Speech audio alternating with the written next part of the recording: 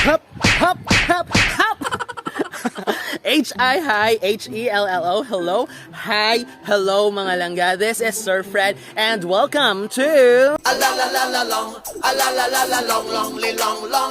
Longgo TV. So kung mag-upa lang kamo langga sa akong channel, do not forget to subscribe and hit the notification bell so that you will be updated with my future videos. And of course, mga langga, if you like the content of my video for today, hindi gin magkalipat nga mag-subscribe, mag-comment, mag-like, and mag-share. Hold up, char. So tulad mga langga, makadto ako tulad sa amon nga tangkal. Tangkal. So kung sa Tagalog, babuyan, parang ganun. So mabulig ako dito pang limpyo. So i-vlog ko or ipakita ko kaninyo kung paano manglimpyo kang tangkal. Okay? So pakadto na ako sa amon piggery. Yes mga langga, so arin ako dito subong sa amon nga piggery as you could see. So we will have a very short tour. Both short tour gid na. So ipakita ko danay kaninyo kung ano kahanggad ang amon nga babuyan kag para makita ninyo kung ano kagrabe ang ginaubra nanda every day para manglimpyo lang kag magpakain nanda. So, come on.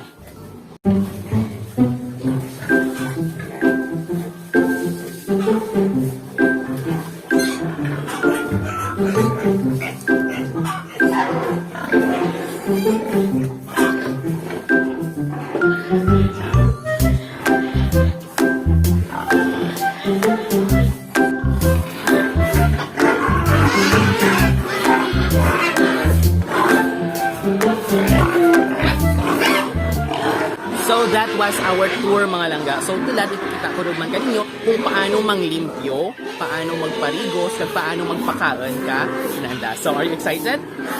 Excited man ko. So dugay na ako nga wala nakapalimpyo since 2015. Wala na ako pagbulig dito. So subong gusto ko naman i-try liwat kung paano magpalimpyo, magpakaon, kag magparigos ka nanda. So come on. Okay, so mga langga tulad manglimpyo ako anda nga tali, no? So inatas pa naman kag nasulod sa sako para magsilipin nga ang hummus. So check na. So amo lang ng struggle kung gagawid sa dako dito mabutlay magpapalipin.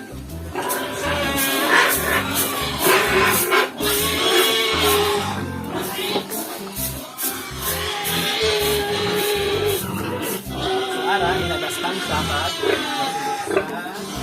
sako. Ginagamit namin isang hummus para kung mag-hummus dun sa ginagamit namin sa mga bulak ng mama.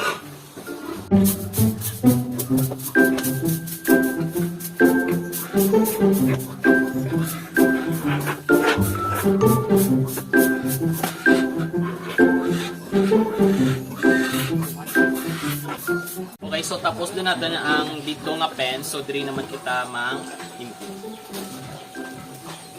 Watch and learn. So kung nagkakaroon man lang sa anda, okay man matinong man.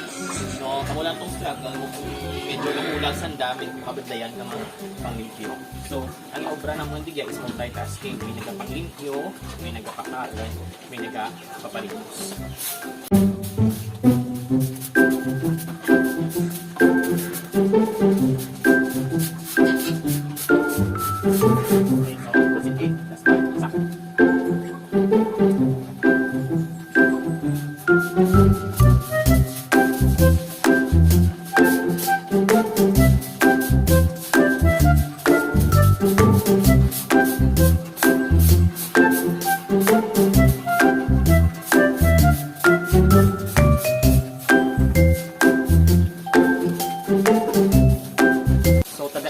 may nagastambay din ang mga sako. Kag once mabutak siya, tingbon siya sa isa ka lugar.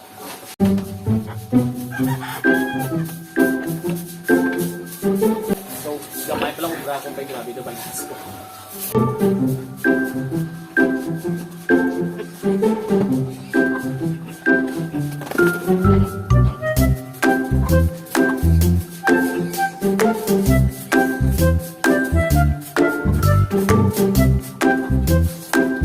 Hi mga langga, ako si Cedric. Subong ipakita ko ninyo ang magpagkaon ng baboy gamit ang palawan. Subong yakot natin pagka sa baboy.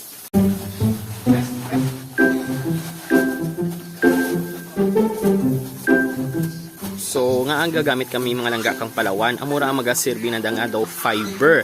And at the same time, syempre medyo bawas man sa gasto kasi syempre tulad mahal din ang mga upa kag feeds. So ano kaduro noy ang ginabutang mga Palawan? Depende sa makabusukan. O depende daw. So ginabanta-banta lang siya mga langga.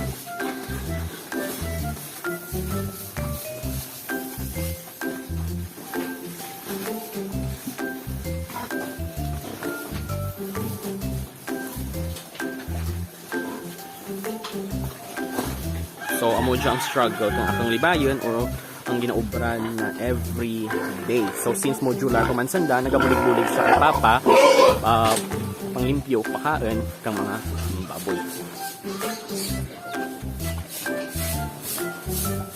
Okay, so mga langga kanina, Palawan ang ginagamit tulad, mga saging naman ang aman nga, ipanit kang saging. Okay?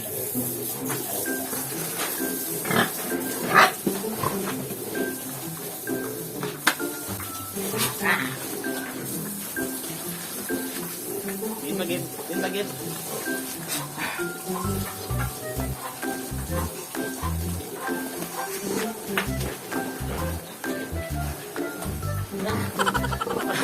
At so dugay na ko mga langga ay nakaubra gaya so muna na nanibag ko naman.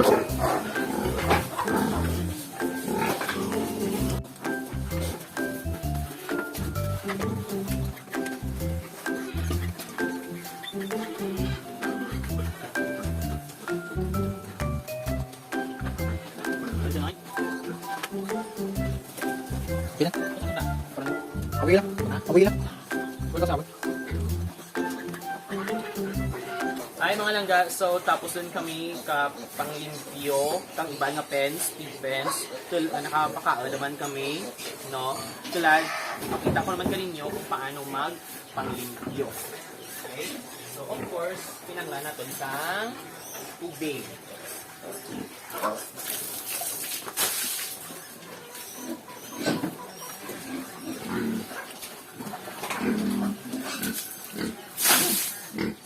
Make sure na matunaw ang tangi para magdiretso-diretso sa sakanan kang magdiretso siya sa septic tank.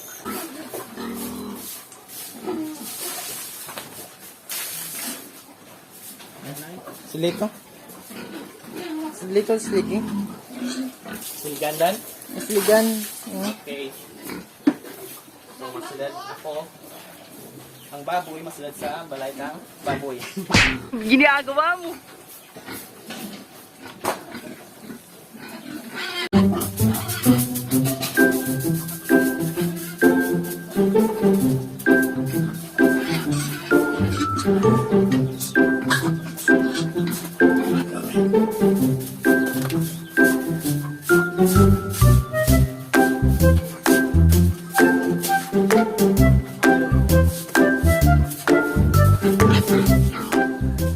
Okay, so tulad mga langga, mapakain naman ako kang nayon kag ang nga mga bata. Okay? So ang ari nga pure nga fish ni, mix na ni siya. So direct sa nayon. Dito ko nang bubo dyan, oy. Red. Yan, butang punta. Di pag butang yung gas punta.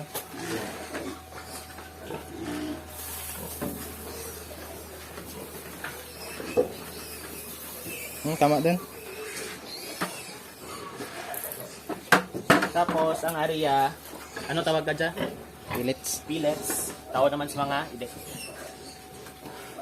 So dapat ka mag-balance.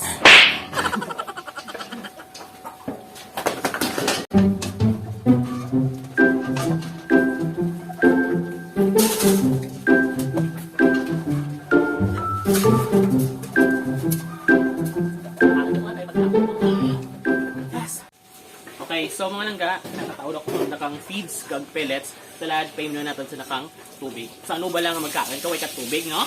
So, taon natin na niya side. Inik dyan ang tubig sa pellets. Bubo lang ah.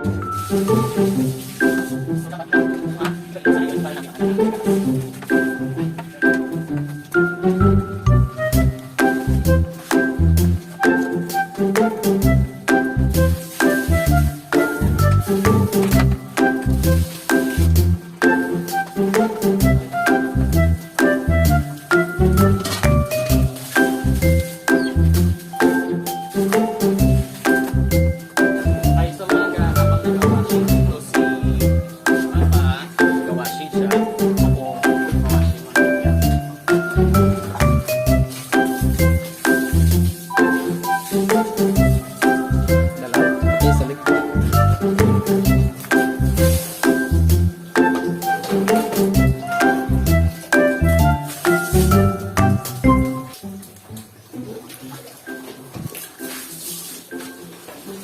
kung magbasya ka, kaya mo diretsyo sa kudin part na damo siya higkot. So ang anang nga higkot, medyo di nga part, so bila ko lang ka basya.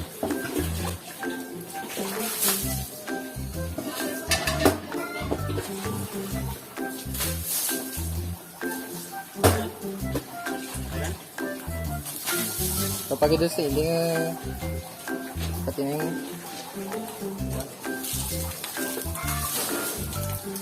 Ginagawa mo. So that's my sister.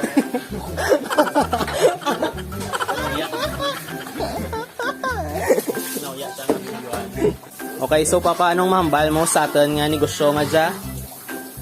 Buligay lang tulong-tulong sa pangkabuhayan para sa kaunlaran. Okay, so tulong-tulong buligangay ko no para sa Wasdam Lag. Buwas ng future. Pangkabuhayan para sa Okay. kaunlaran. So may ginabaligya ka nga mga ibig kalad? May ganyan just get in touch. We Tagpira ang per head kalad sa mga ibig? minimum 3 mil kung mo. Kung pinirahan kung ito 3,500. So 3,000 minimum. Mga range lagi siya 3,000 to 3,500.